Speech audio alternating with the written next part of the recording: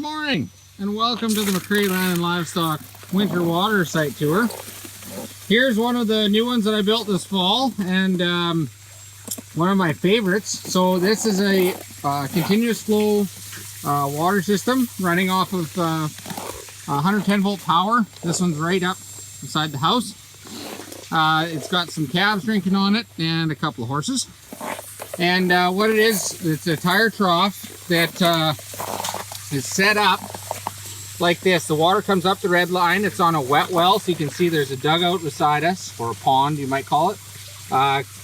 Gravity feeds into the wet well, and then the wet well, it pumps the water up through this red line. It comes up through here, and then it overflows down the green tube right back down into the hole. If the power ever shuts off, all the water drains back down.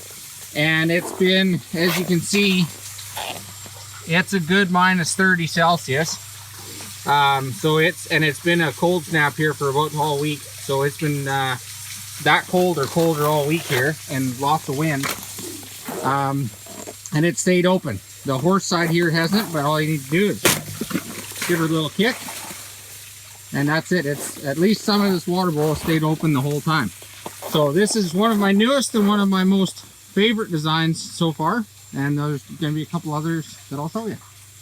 So this is water system number 2, similar to the last one. This is a wet well that's beside a dugout. So it's a 20-foot deep wet well that has a 2-inch line that's going to this dugout over here.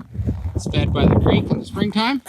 This is a little bit different bowl. This is a Kellen solar water bowl. So the water comes up through that piece in the middle there, and then overflows in these little holes right back down to the bottom, same as the other one.